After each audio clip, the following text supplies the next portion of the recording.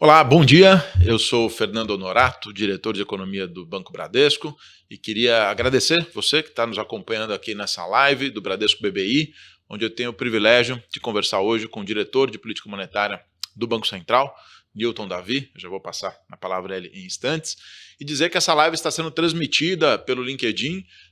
Os nossos clientes também têm acesso a ela, os clientes do Bradesco BBI. Essa é uma live aberta sobre os temas da política monetária brasileira, que nós vamos tratar aqui em detalhes nesse instante. Newton, bom dia. Bom dia, Fernando. Uma alegria estar aqui. Muito obrigado pelo convite. Prazer estar contigo. Bom, posso começar com uma pergunta mais pessoal? Vamos lá. A gente vai falar bastante sobre conjuntura. Como é que foram esses seus 2 primeiros meses, quase 2 meses, né? Ainda não se completaram 2 meses no Banco Central, esse 1 mês e meio. Conta um pouco pra gente como é que tem sido essa interação. Acho que é a sua primeira passagem para o setor público brasileiro, né? Isso. Tá sendo muito gratificante. Acho que essa palavra não expressa tudo, né? Para ter uma ideia mais ou menos como as coisas funcionam, um pouco mais intenso do que eu imaginava. Estou trabalhando muito mais horas, aí eu tenho um catch-up para fazer diárias, etc., né? Mas só o processo inicial, até antes de começar, na parte da sabatina, a minha nomeação, indicação, na verdade, né, aconteceu dia 29, que acho que é uma sexta-feira. E dia 10, a gente queria pegar para fazer essa sabatina mais rápido, para meio que antecipar e não ter grandes problemas. São 6 dias úteis, né? Então, imagina, sexta-feira à noite, no mesmo dia que eu fiquei sabendo, um monte de telefonema para ir agilizando, um monte de papel, documentação para fazer. E aí eu falei, vou fazer no final de semana. Aí eu fazendo ali domingo, eu acordo cedo, você deve saber. Então eu estava literalmente ali às 5 da manhã, também muito animado com a história, né? Escrevendo, preenchendo os formulários, etc., e mandando, né? E de repente eu olho, antes das 6 da manhã, já tinha uma resposta. Domingo, 6 da manhã, me respondendo, né? Então isso mostra um pouco o comprometimento e motivação das pessoas lá, né? Quando eu entrei, descobri que não foi um caso isolado, né? Não foi só esse processo. É assim o tempo inteiro, né?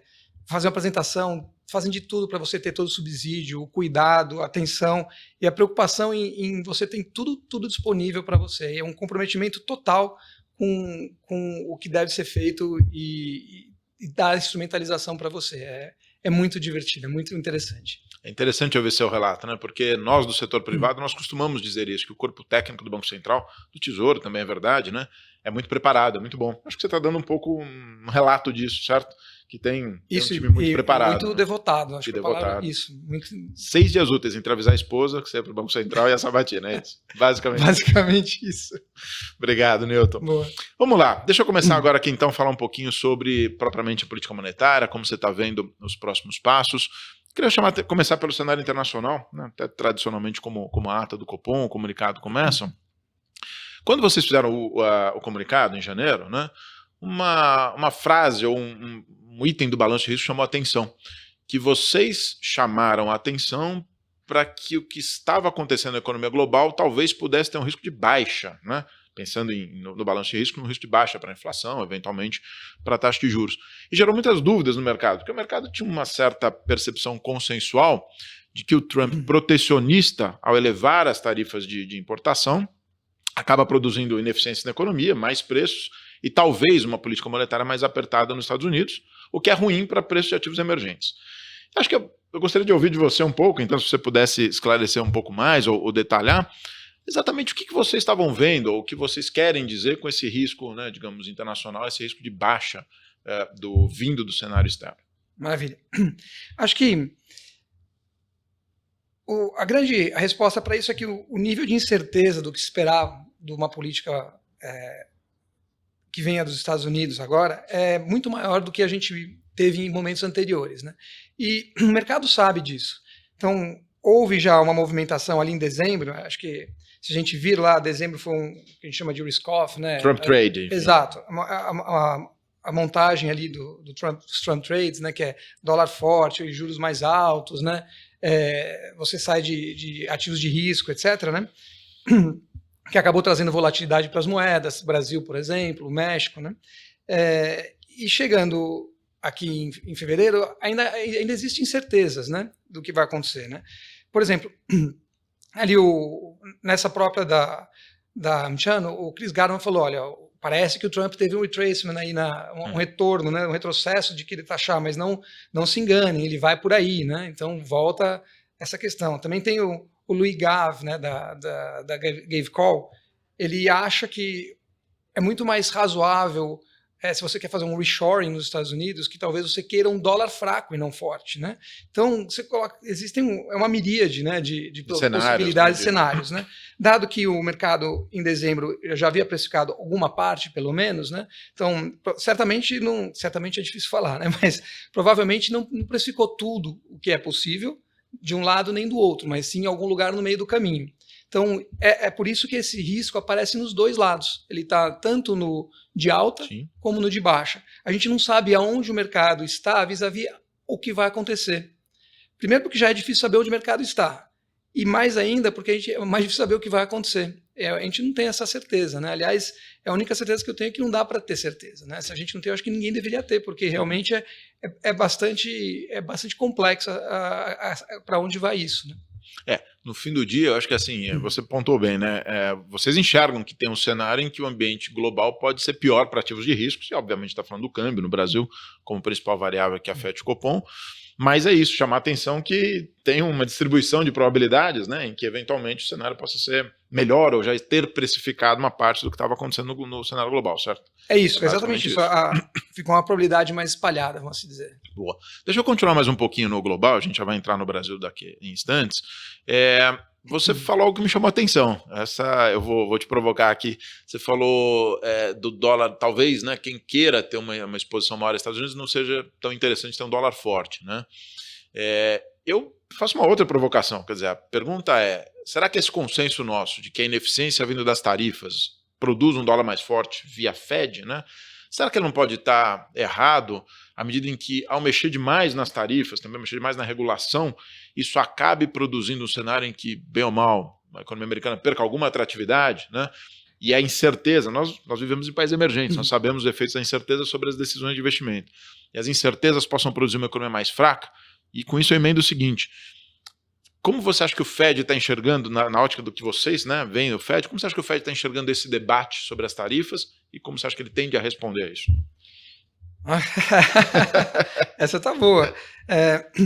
Eu acho que ele deveria enxergar muito parecido com o que a gente está vendo, que existe um espectro bastante aberto de possibilidades. Isso posto, ele, como autoridade monetária, deveria se colocar no lugar onde tem o menor risco para as funções que ele cumpre, né? Então, ele deveria estar, provavelmente, com um foco maior numa coisa mais que aumente a atividade ou que aumente a inflação de alguma forma, não necessariamente a atividade, mas é o foco que ele deveria estar, né, no maior para ele, não que isso seja o cenário base para ele, né, mas isso aqui é o que dá mais atenção, parece mais fácil lidar com o contrário que com isso nesse momento. Perfeito. E aí, já que você falou um pouquinho desses movimentos de dezembro e janeiro, né, para a gente começar aqui a aquecer um pouco a história de Brasil, como é que vocês enxergaram? Você não estava, é verdade, em dezembro no Banco Central ainda, né? Mas como vocês enxergaram essa dinâmica nessa transição de temas internacionais para locais, a dinâmica das moedas emergentes e do real, obviamente, de dezembro para cá? Tem um julgamento de vocês? Quanto foi produzido por fatores externos? Quanto foi produzido por fatores locais? Como é que é a sensação de vocês em relação a esse tema? Acho que o mercado reagiu a incertezas. De onde elas vieram, as fontes, a combinação delas, né, fica meio que em segundo plano para a gente saber que veio de incertezas, né? Tanto que, se você vir ali em dezembro, né, eu já comentei sobre isso, que Brasil e México tiveram caminhos muito parecidos. O México tem até mais volatilidade que Brasil, né? Então, quer dizer que o efeito Trump se deu até mais pronunciadamente no México que no Brasil. Se foi só isso, provavelmente não, sempre tem mais ruído.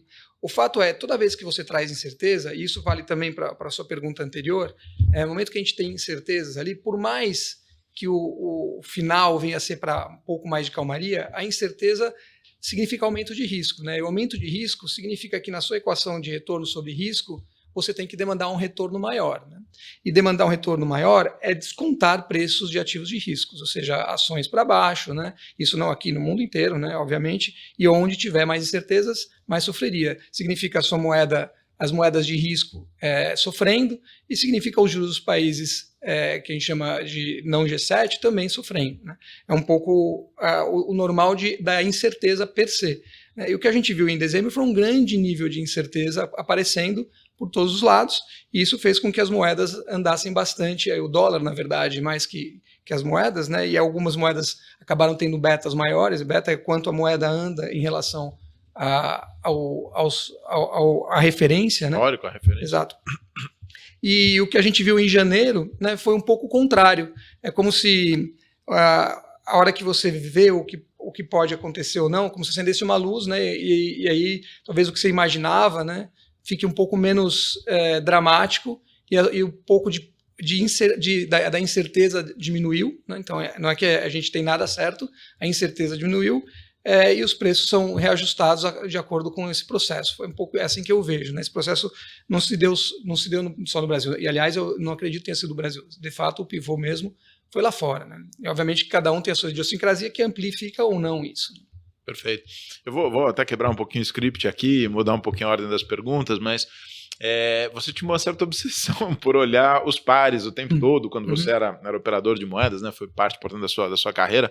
Isso continuou no Banco Central? Você levou isso para o Banco Central?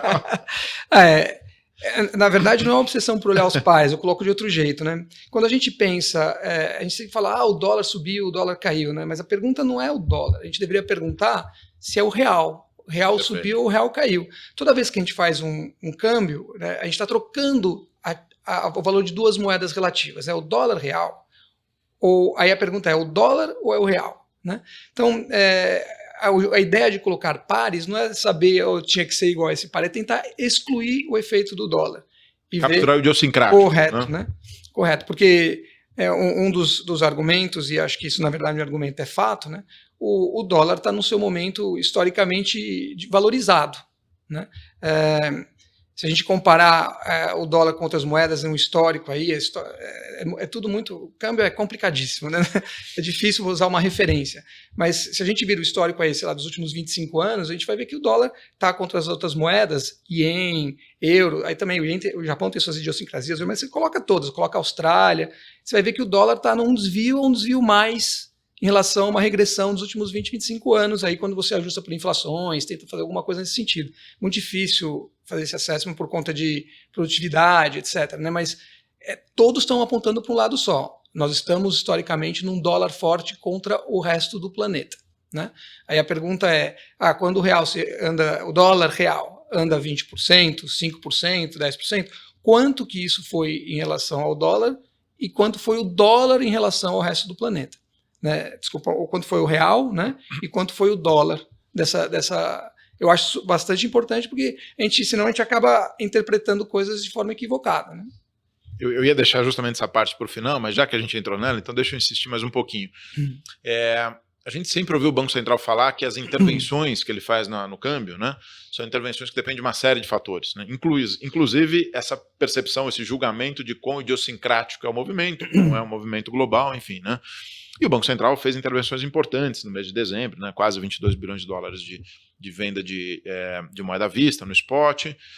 Aparentemente você, né, digamos, desde a sua chegada tem uma preferência, vou chamar assim, pelas linhas. Você quer contar um pouco para a gente, enfim, se vocês têm, qual que é o julgamento da intervenção, como vocês enxergam esse tema da intervenção na moeda? Bom, o câmbio é flutuante, né? A nossa primeira linha de defesa para a política monetária é o câmbio flutuante. Então, o Banco Central não tem nenhum apego a preço ou objetivo de câmbio. As intervenções, sei quando acontecem, é porque o Banco Central percebeu uma disfuncionalidade. Né? Aí os instrumentos que estão à disposição são os que ele vai imaginar que que vai ser o mais eficaz para aquele tipo de movimento que foi causado. É simples assim. Né? Basicamente... E um instrumento ele vai funcionar melhor para um caso ou para outro caso, dependendo do que causou aquela disfuncionalidade pela discricionalidade do Banco Central. Perfeito. O julgamento do momento, né, da moeda e o julgamento do instrumento apropriado. Dito isso, eu vou insistindo um pouquinho mais nessa discussão. e é uma parte mais técnica, é verdade, para quem está nos acompanhando, mas como é que você enxerga, se vocês têm no Banco Central, no Copom, algum julgamento sobre a performance do cupom cambial, né, que é o juro em dólar, simplificando aqui, algum julgamento sobre a performance do cupom cambial? Se havia ou não havia alguma distorção, se tem algum instrumento que favorece ou não essa instrumento de intervenção, né, que favorece ou não os movimentos do cupom cambial? Maravilha. O Brasil, eu gosto de falar que o Brasil sempre tem uma coisa diferente, né? E tem mesmo. Né? Nesse caso específico, eu não encontro um paralelo nos outros países que tenham um mercado de derivativos tão mais ativo que o mercado de spot, né? Na moeda. Muito profundo do Brasil, muito mais profundo. Né? É um legado ali, a gente começou com isso de derivativos muito lá atrás, antes do Plano Real, quando o crédito era uma coisa complicada, né? Então decidiu-se que o jeito mais seguro e confortável de se ter posições eram nos futuros, né? Isso foi, acho que a autoridade monetária achou isso ótimo, acho que eu continuo achando. Então, hoje, a ordem de grandeza, opera-se 40 bilhões no mercado de derivativos contra 2 no spot. Né?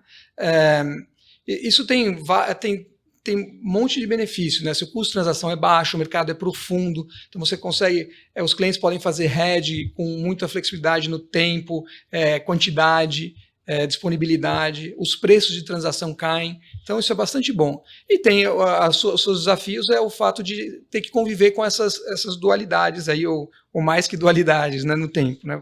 Afinal de contas, o derivativo é o spot ao longo do tempo, né? Alguma coisa que incrementou dimensões de risco, vamos dizer assim. Né? Não que incrementou o risco, mas incrementaram dimensões de risco. Então, até por isso, as ferramentas do Banco Central deveriam ser essas mesmo. Se tem o que está causando uma disfuncionalidade no mercado derivativo, se eu atuar no spot, eu tenho que imaginar que essa correia de transmissão vai chegar lá. Não é o jeito mais eficaz, né? Então, o jeito ideal seria você atuar onde você percebeu a disfuncionalidade. E como a atuação vem por uma observação de funcionalidade, a gente consegue mapear exatamente o que está causando a coisa, né? E é assim que funciona.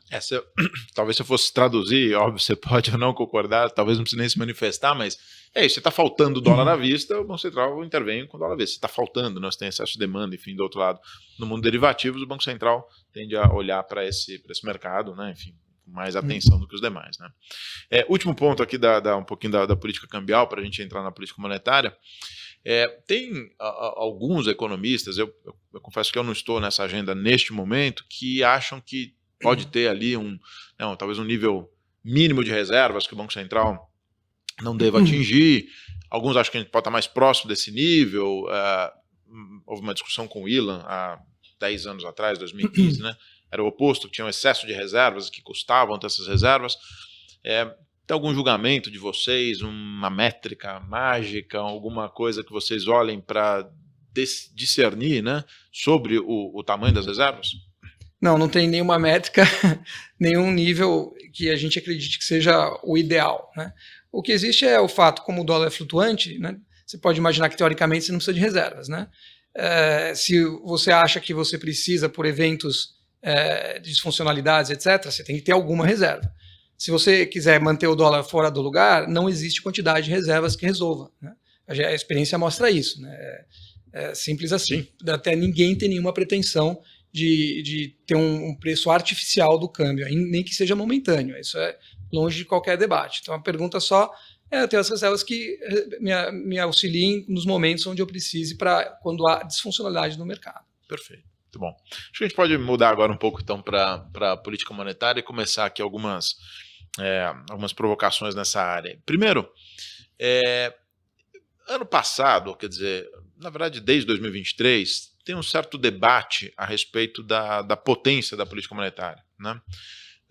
Associado ao fato de que o juro, deixa eu fazer talvez um pouquinho mais de história para quem está nos acompanhando, né? A ideia de que o juro neutro no Brasil lá era 4,5 a certa altura, né? E aí, em 2023 e 2024, tinha-se uma percepção de que o juro real, o juro nominal, estavam acima do nível neutro e, apesar disso, a economia não estava esfriando. Né? Eu tenho lá minhas hipóteses, o governo estimulou bastante a economia, o crédito estimulou bastante. Como é que vocês enxergam esse tema da potência da política monetária? Perdeu potência? né? O juro neutro subiu, enfim, como é que está o julgamento de vocês nesse momento sobre a potência da política monetária? Acho que a gente deveria aqui diferenciar um pouco o que é estrutural e o que é conjuntural, né? A questão do juro neutro é que ele acaba sendo uma variável de ajuste para tentar explicar as coisas que acontecem, né? Acaba caindo muito por conta disso.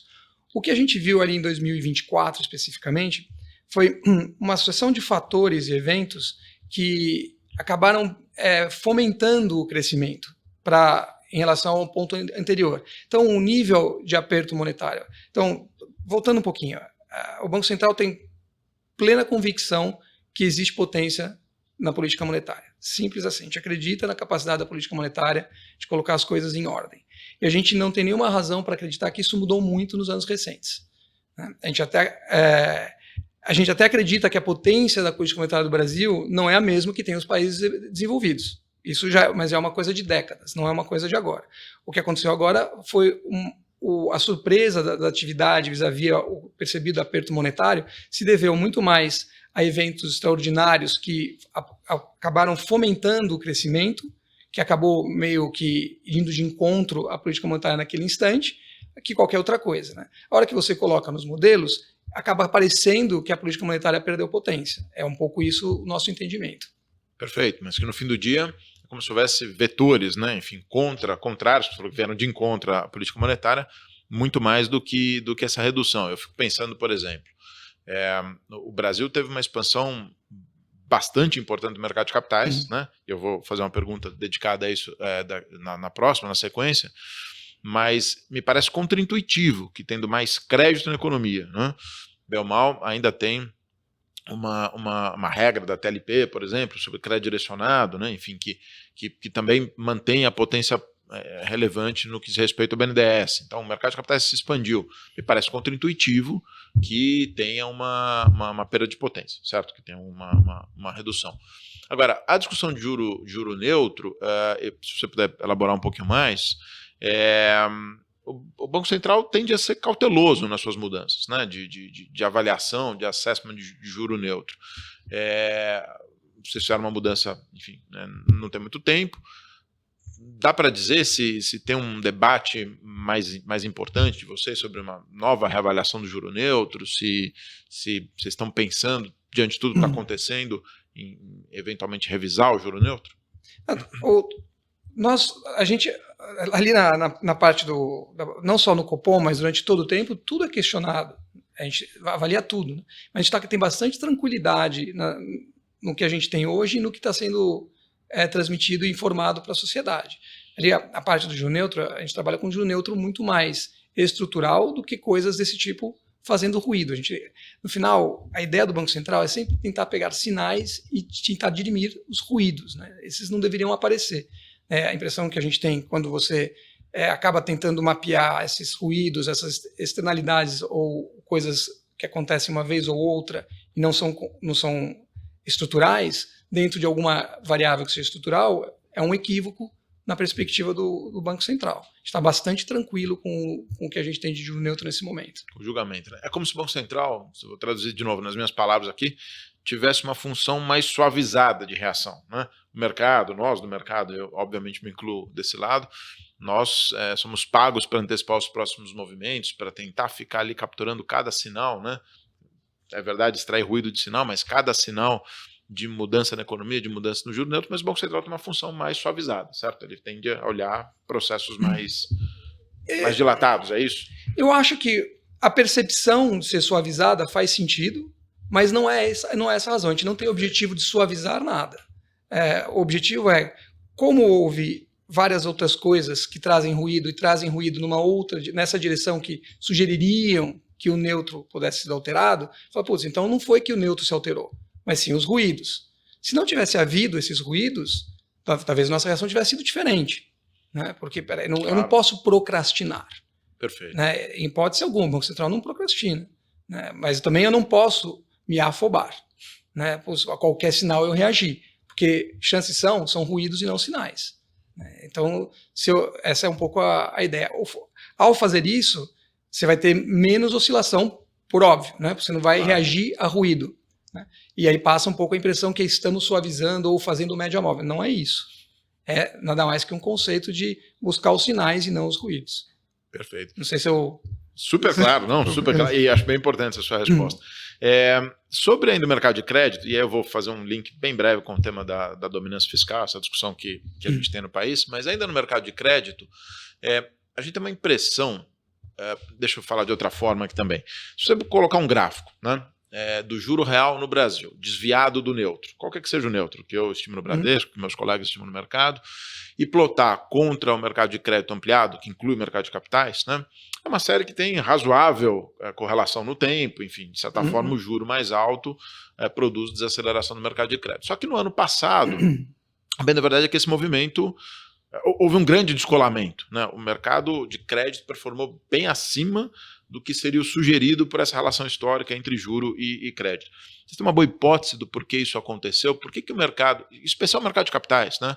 Tem o mundo das incentivadas, é verdade, mas aliás, não só do tema das incentivadas, se a gente pegar os spreads de crédito corporativo de mercado secundário, por exemplo, nosso julgamento é que eles estão bastante apertados para o nível de juro que a gente está vendo. Então, vocês têm algum julgamento do que, e primeiro, se vocês concordam ou não, mas algum julgamento do porquê esse descolamento, por que o juro, o crédito andou tão mais do que seria sugerido pelo juro? A gente, isso também é uma fonte de questionamento, de incertezas do que teria causado. A gente tem alguns suspeitos sim, né? Se a gente vir aí no ano passado, quase 4% do PIB deixaram os fundos multimercados, né, e foram literalmente para crédito, né?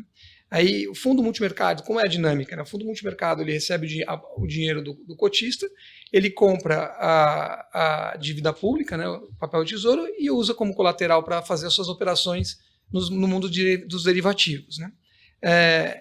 Ao seu cotista fazer o resgate, ele tem que vender os títulos públicos e ir lá para o seu devolver o dinheiro, né? E esse dinheiro acabou indo para crédito, e o crédito não é do Tesouro. Então, algumas coisas acontecem aí.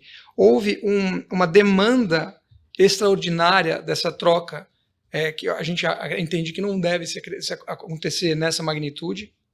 Para frente, para frente, olhando exato. Para frente, né? Foi um evento de 2024. Houve uma demanda extraordinária por esse tipo de papel, né? De mercado. Entende-se também que o mercado de crédito não era um mercado tão popular assim, né?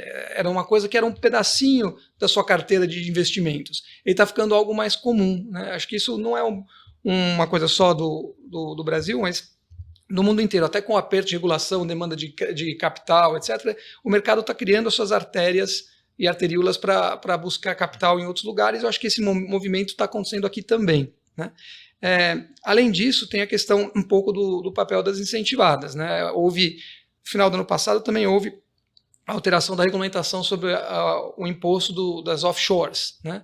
Então, aquilo que você poderia postergar o imposto de infinito quase, né, deixou de existir. Então, houve uma procura excepcional, aí, por assim dizer, desse tipo de papel, e a maioria deles se encontra no mercado de crédito. Então, houve demandas de muitas partes aqui ao mesmo tempo, e também houve uma alteração da regulação da CMN no começo do ano passado, que restringiu um pouco a emissão de algum desses tipos de papéis, em quantidade e prazo, né?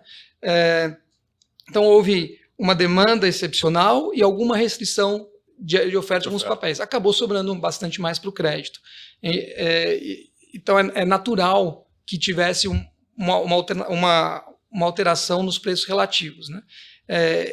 Perturbações alteram o preço momentaneamente. Em algum momento, isso deveria convergir novamente. Então, essa é um pouco a expectativa que se tem. É interessante você falar como mudou o portfólio das famílias no Brasil, né? Eu insisto muito isso quando eu tenho as minhas conversas também com os nossos clientes. Não só o crédito, mas o acesso também a portfólios globais talvez também esteja um pouco por trás da demanda por dólar. A gente tem visto isso de um modo geral, né? Eu tenho dito isso. Houve uma verdadeira revolução na distribuição de fundos no Brasil, fundos e ativos, né? Que parece fazer muito sentido com o que você está dizendo, né?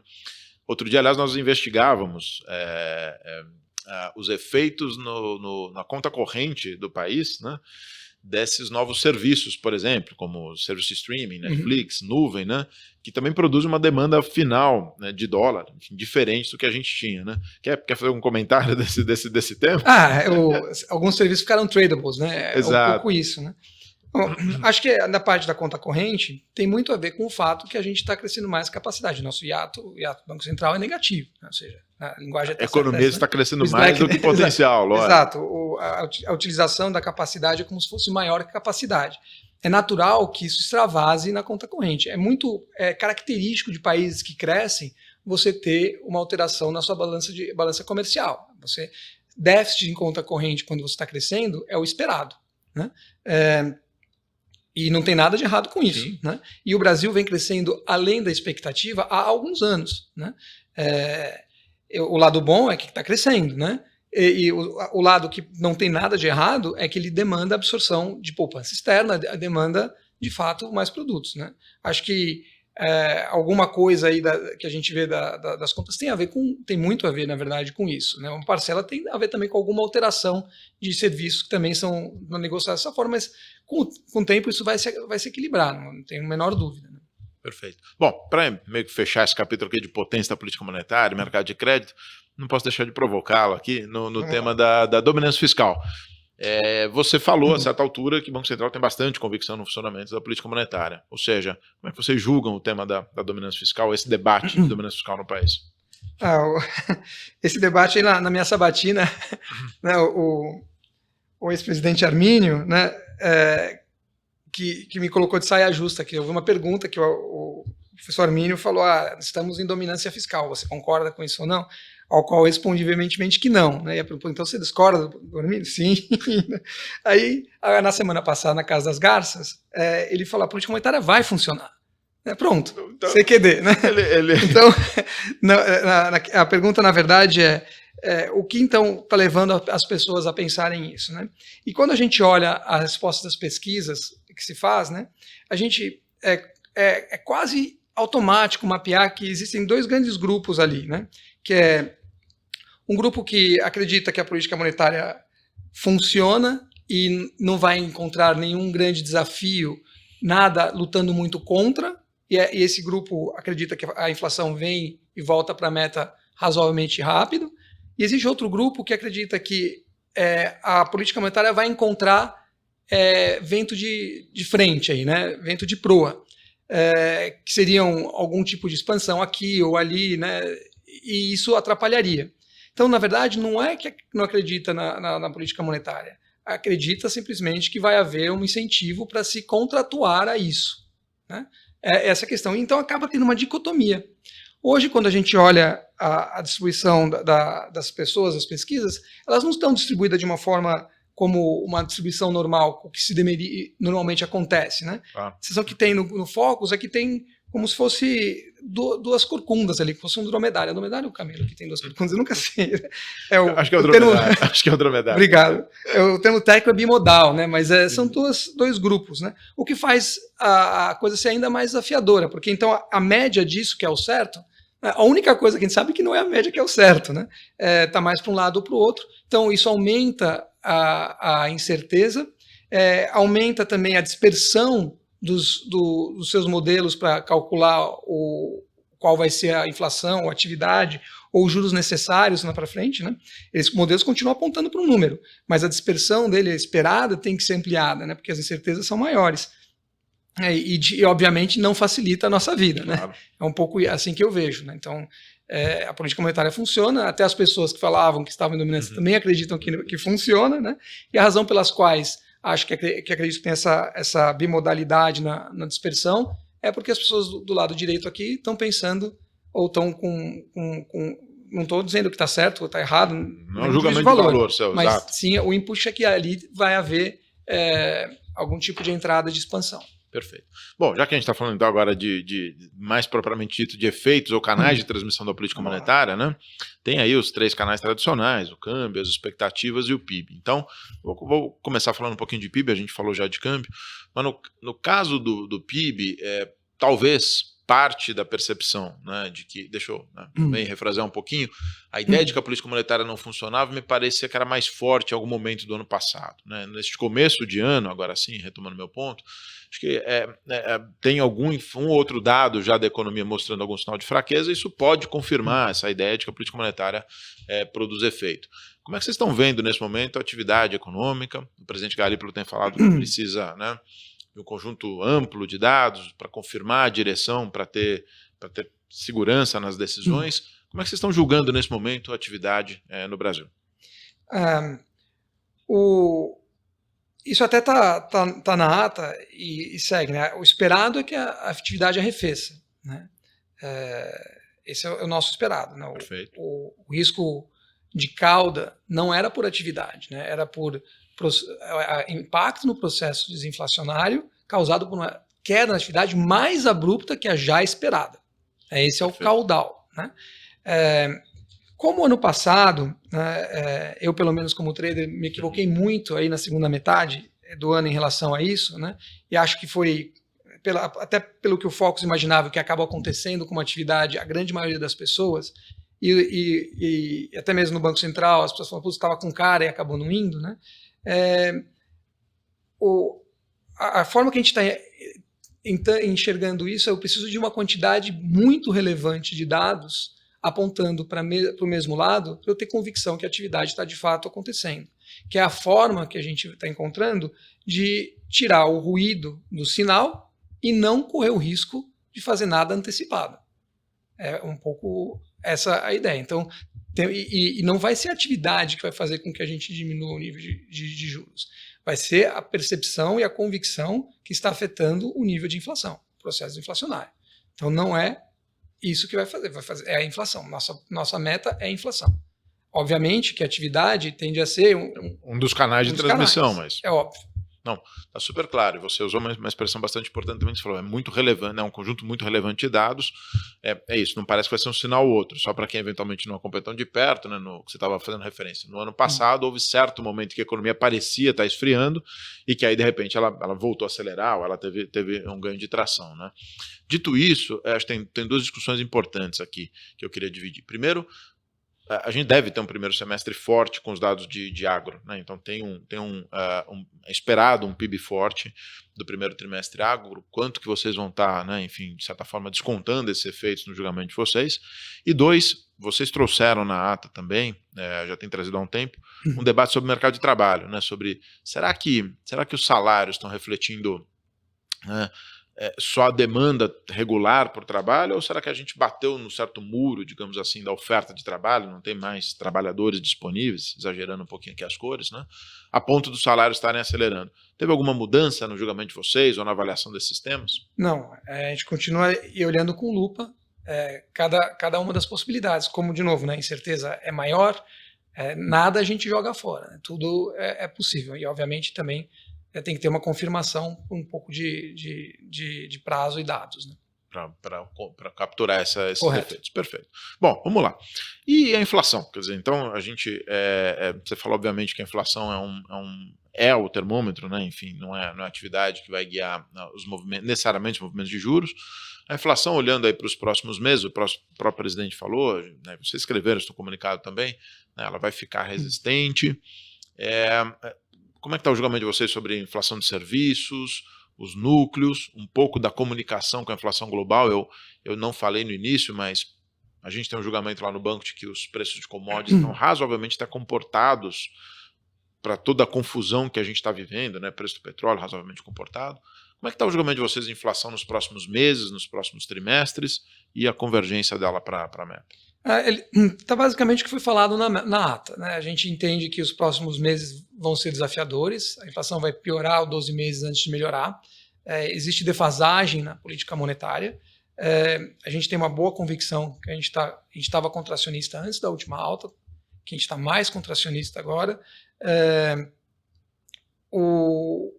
que o processo vai convergir, que no terceiro trimestre do ano que vem a gente já vai estar dentro do intervalo da meta, mas... Terceiro trimestre do ano que vem. De 16, desculpa, isso. De 26. Que é o nosso... Perfeito. Que é o nosso horizonte, né? Já vai estar em 4%, que é dentro do intervalo mais acima do centro. Perfeito. E esse eu acho que o grande desafio vai ser a gente ver essa inflexão da inflação que não vai acontecer nos próximos meses. Não, quer dizer, não vai.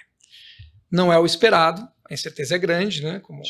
Então, o esperado é que não aconteça. Os modelos centrais, né? As projeções centrais dos modelos. Correto, não indicam que isso vai acontecer. Então, é muito complicado você imaginar que essa expectativa de você estar com política monetária apertada e não ver a coisa acontecer, por mais que a gente saiba das defasagens, não ajuda muito na parte das expectativas, né? As expectativas são algo que a gente leva muito a sério, né? A gente, tanto na ata como no comunicado, houve advérbio de intensidade na importância que a gente dá para elas, né? Então, é um pouco isso. Você pode elaborar um pouco mais, claro, se quiser, desse tema das expectativas, né? Vocês, o corpo diretivo de um modo geral, o presidente também tem manifestado, tem usado a seguinte expressão: nos causa muito incômodo a desancoragem das expectativas, né? Enfim, mapeia um pouquinho para a gente como é que vocês estão vendo a dinâmica delas aí. Como a gente não vê a inflação de 12 meses cedendo nos próximos meses, a gente não antevê uma grande alteração nas expectativas. Como há uma volatilidade maior que de costume nos dados de entrada dos modelos, né? Acho que as pessoas vão ter um pouco de relutância em trazer para baixo, depois de ter levado para cima recentemente, né? O que eu acredito um pouco ao ruído que teve em dezembro, né? Houve aquilo lá meio que foi quando você faz a conta, a alteração foi muito grande, mudou meu centro, não vou ficar para trás, então tem um pouco essa percepção. Aumentou-se um arrefecimento de tudo que aconteceu em dezembro, não vai fazer voltar, porque tem essa questão, talvez a volatilidade me coloque de novo no trilho, ou algo assim, né?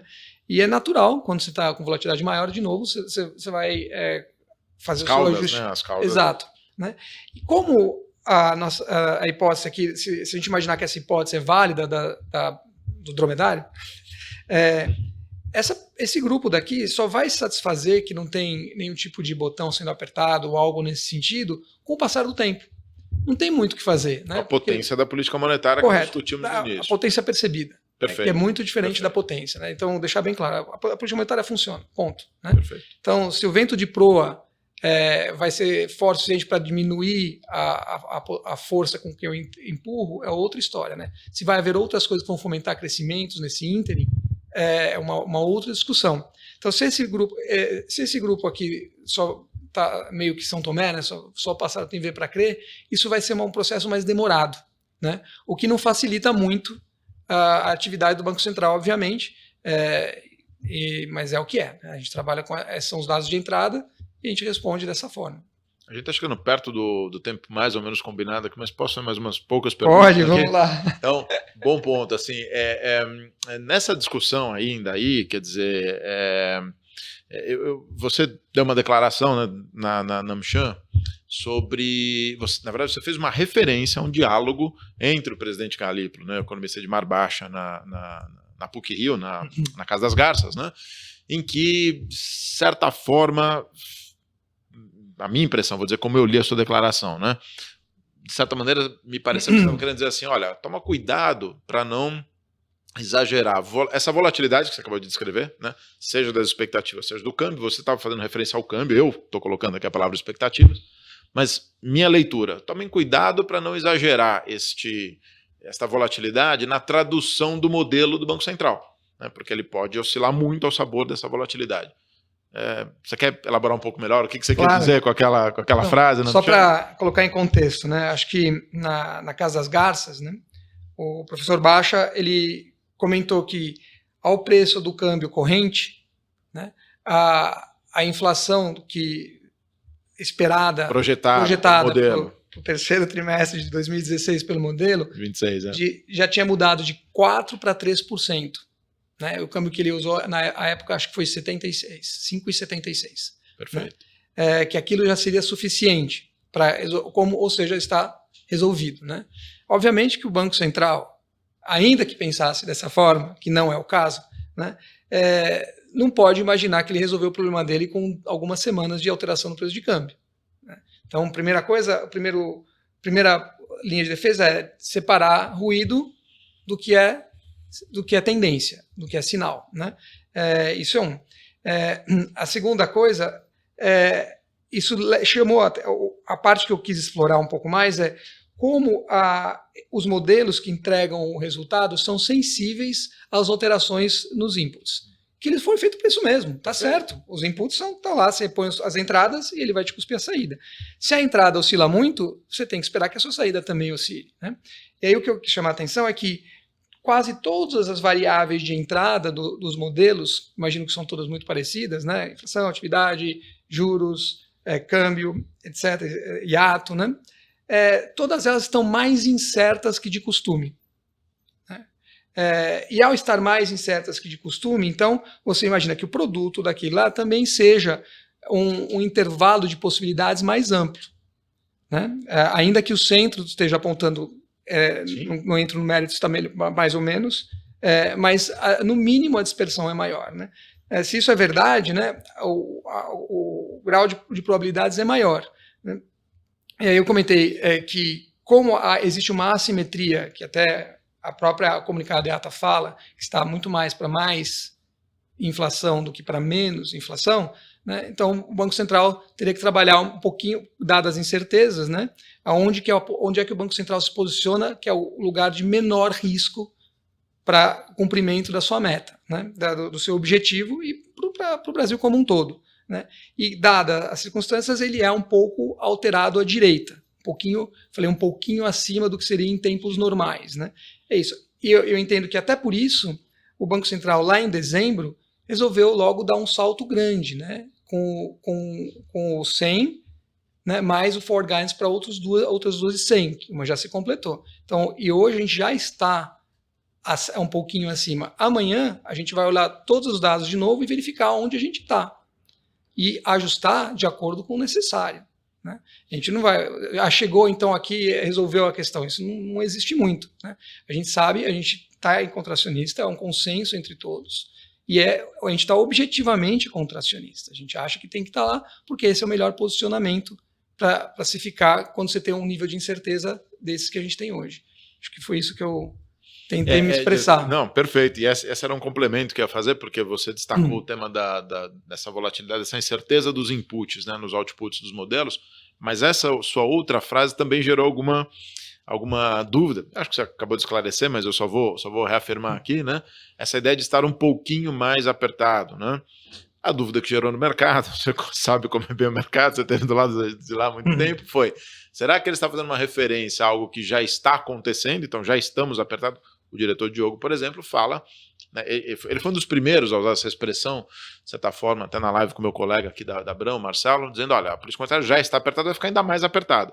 Se o que você estava se referindo era o forward guidance já previsto, portanto, vai ficar um pouquinho mais apertada porque a Selic vai chegar a 14,25 com alta probabilidade, ou se você estava fazendo uma referência a um forward guidance ainda futuro, já olhando para a reunião de maio, quer se aventurar nesse Não, ponto? reunião de maio é reunião de maio. Né?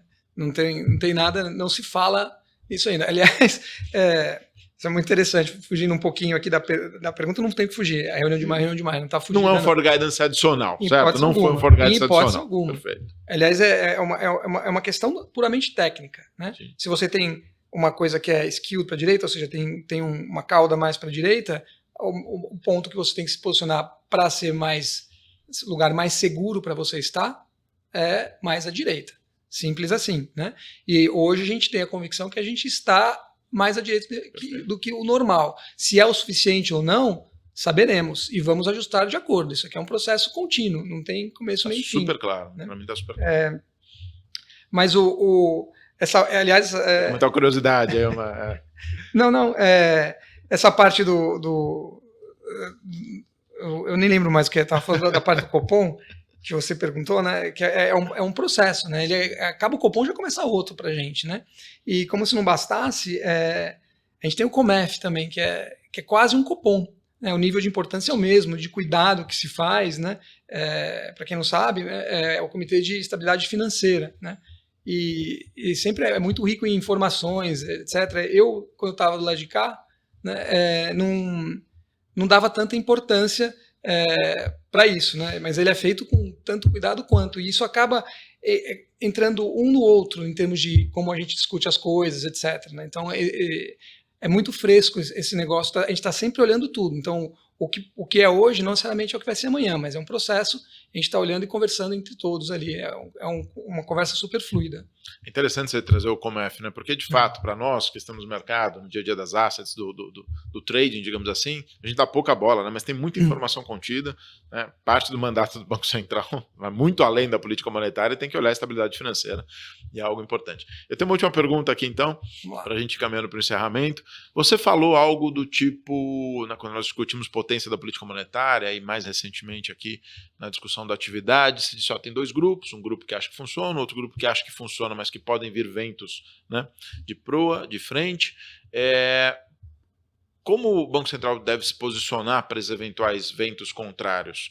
Ele devia se antecipar isso e ter um pouco mais de seguro para essa eventual possibilidade, sendo muito franco, eventualmente o governo gasta mais, de ter uma expansão de demanda mais forte, ou ele devia esperar e responder à medida em que digamos, os eventos aconteçam? Como é que vocês acham que isso devia acontecer? A gente acha que a política monetária afeta as empresas e as famílias de forma muito diversa, né? Há empresas que estão preparadas para aguentar muito mais, outras que estão mais alavancadas, que vão sofrer mais, algumas que conseguem captar dinheiro de alguma forma menos sensível à Selic, sim, outras não. E aí, à medida que a gente aperta as condições monetárias via juros, né, a gente corre o risco de trazer essas desigualdades ainda mais, né? Então, chances são, por exemplo, não é sem custo ficar com política monetária apertada. Longe disso, né? Então, subir os juros preemptivamente com algo que talvez aconteça não parece a política mais adequada quando se já está em juros restritivos, né? Se eu tivesse em juros bastante menores, aí essa é outra conversa, né? Porque aí as desigualdades são menores, a capacidade de aguentar um ciclo mais duradouro, mais prolongado de aperto monetário é diferente de quando você já está dentro de um ciclo onde estamos em condições apertadas. Você fala, já que o risco que se corre é não ter a paciência para esperar a defasagem dos efeitos da política monetária, aí já tem a inflação não para de dar sinais ruins aqui no curto prazo, e ainda tem esse risco potencial, então sabe o que? Já vou... Calma, né? Não é assim, né? Tem consequências, né? O que também não significa que eu possa ignorar.